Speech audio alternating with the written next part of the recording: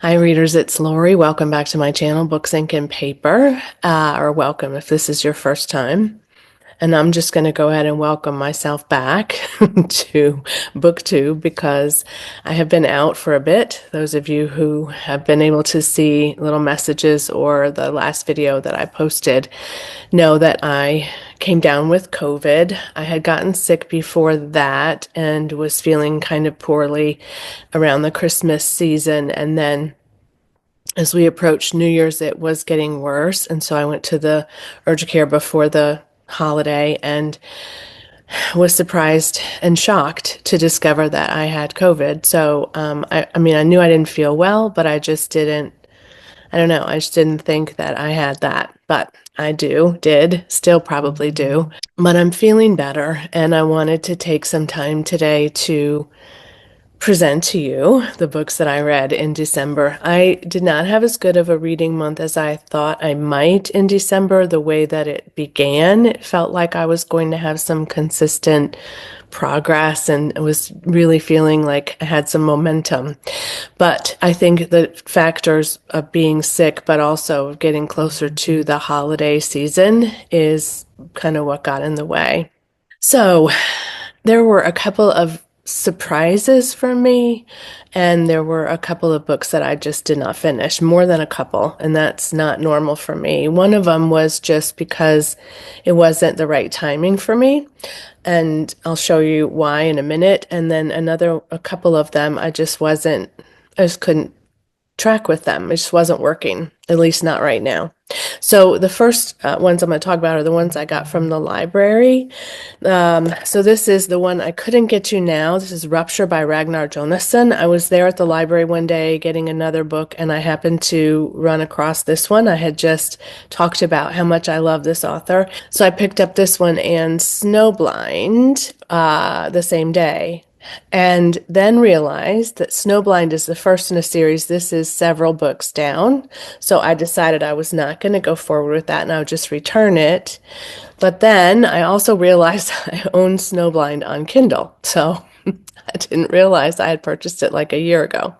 So I do plan to read Snowblind. I do plan to get through this series at some point, but it's just not now. And then I was doing a buddy read with Berna, so I requested Somewhere Beyond the Sea by T.J. Klune from my library, and it came in, and I went to pick it up, and I could not finish this. I DNF'd it, I'm going to say about maybe 7 or 8 chapters, 10 chapters in, maybe halfway, which is quite some ways, but it just wasn't working for me. And I had a little bit of trouble with The House on the Cerulean Sea as well. I have actually liked the other books by T.J. Klune that he's written more than I have Cerulean Sea, and I can say for now anyway, Somewhere Beyond the Sea. But I know people love it or they don't love it, but I think I want to get back to it. I just don't think now is the time. I feel bad because I was buddy reading it with Berna from Berna's Bookish Adventures, my friend Berna, and she did finish it. I just could not. And I think also that was kind of around the time where my focus and my cognitive stuff was shifting a bit because of a variety of things. And so that could be part of what got in the way, but that one did not work for me, at least not now. And then I had purchased on Libro.fm, Welcome to the Humdong Bookshop by Huang Bo-rem, and I got 50%. You can probably see 53% in here as well. This was for my book club that actually met last night in January. I couldn't track with it. I was not feeling like it was enjoyable, and I felt like I may finish it in the future, but I had to put it down at that point because I just was not there for it. So those are the ones that I did not finish or did not read in the month of December. Now, to the ones that I did read in the month of December, I did have another buddy read, and this was with Melinda at A Web of Stories, and I had been wanting to read this one for a bit, The Examiner by Janice Hallett. I really liked this one. I liked it more than The Mysterious Case of the Alperton Angels.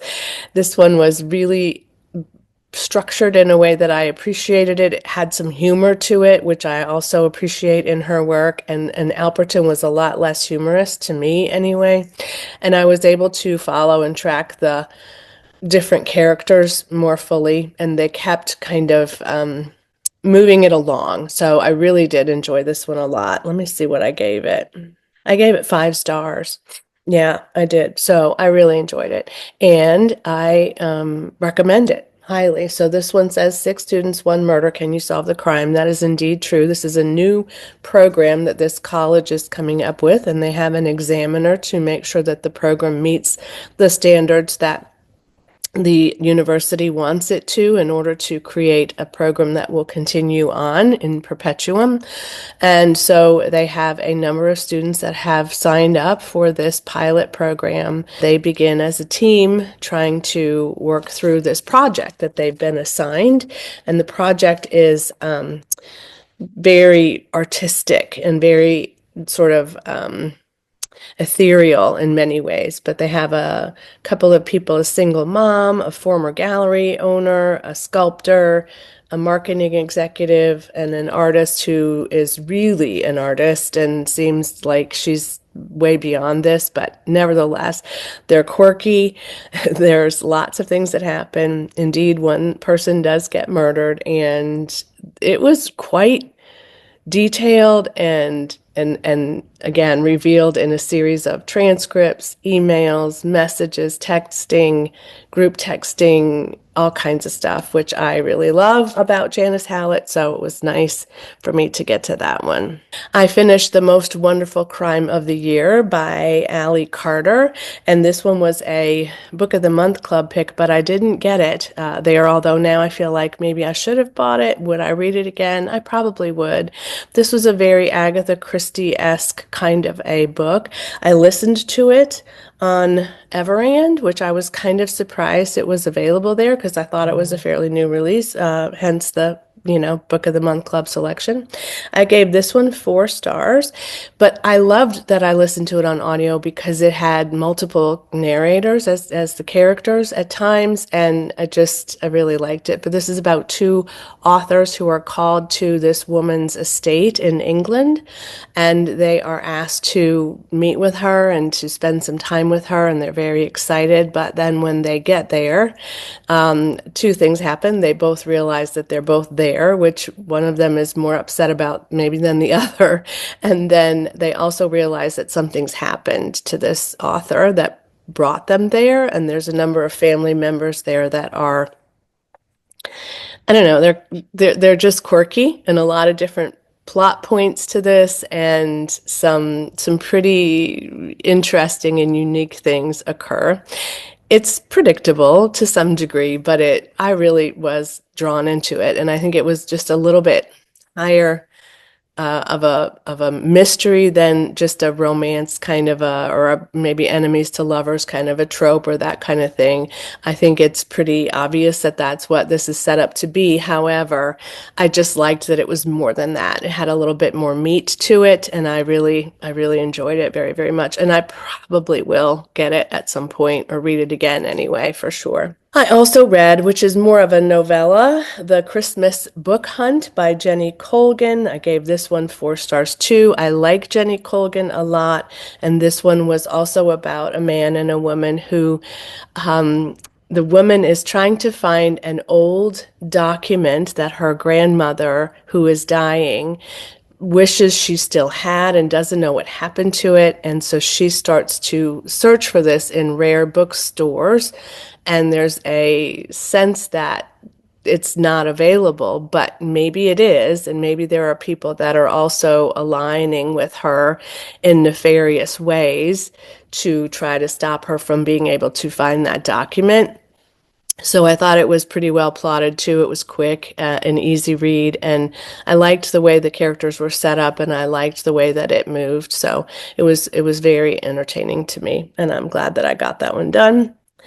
Then I purchased and read in the month The Mistletoe Murder or Mistletoe Mystery by Nita Prose, which is also a novella. This is not a murder mystery. This is really just about this group of friends, and I talked about this when I hauled it, group of friends who work at the hotel that are going to have a Christmas celebration party. And of course we have Molly and her beau, and they are kind of adjusting to living together and to, being together, and they're getting ready to celebrate the holidays. And but some stuff starts happening around that are making Molly a little like suspicious, like what's happening.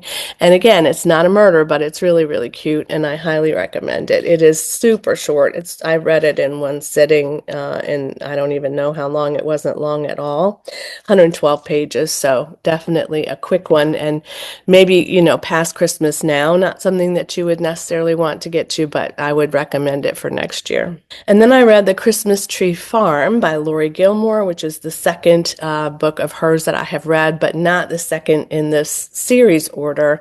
I don't think that matters, though, because it's a bit like Nora Roberts does with her trilogies. There are sort of three couples, and then each book is about a different couple and a different experience. So this first one that I read was The Pumpkin Spice Cafe. The Christmas Tree Farm is about, let me find out their names. There's a Grumpy Sunshine Christmas rom-com is how this is being billed. So this is about Bennett, and Bennett is on vacation because he's left California and he wants to be with his family here in Bright Harbor. And then, or Dream Harbor, sorry, which is the name of this community. And then the woman is, what's her name? Hello, Kira, who has dropped everything in her life to open up a Christmas tree farm in a place she's never been, having never been a Christmas tree farmer before. And she's really the grumpy sunshine girl. But this one was cute and predictable as well. It was set at Christmas, which I, of course, appreciated.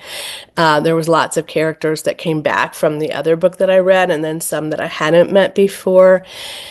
I will say this, very high on the spicy level, probably a little bit spicier than book one. So there is a lot of on the page, open door sex. And if that's not your thing, this is not going to be your series. So I just want to make sure you're aware of that. It is just a kind of, like I said, a romp through and, an experience at Christmas with a couple who's, are they going to get together? Are they not going to get together? And what all of that entails. But I really liked that a lot. And I actually also liked the way that they built this into like her business, like how the community came together to support her in her success. I really liked that. And it makes me happy that these books, have other things besides, just the typical plot. So I gave that 3 stars as well. And I don't think I told you what I gave Mistletoe Mystery. I gave that 4 stars. So I had a good reading month, a short one, obviously. I didn't get all of the books finished that I wanted to. I did start Alice Feeney's Beautiful Ugly the other day, and I also started All the Colors of the Dark by Chris Whitaker the other day. So I started like right before the end of the year, both of those, I think. But it's hard. It's hard to read when you have COVID, apparently, and when you're just so tired that you just immediately fall asleep when you start to read. So there's that. But that is my reading wrap up. A short one, I know, but hopefully one that you enjoyed for December of 2024. And I am trying to carry on for January of 2024 and end up with a fairly good reading month here too. So we shall see. I've already finished one book this month, and I'm hopeful that I'll finish at least another one, if not a few more than that. So thanks so much for joining me today. Thanks for your patience as I recover and your support. You're all so kind to me, and this community is just the best place to be when you need a little virtual hug and some comments and some messages from people that care about you. So thank you so much for all of those. And as always, happy reading. Bye.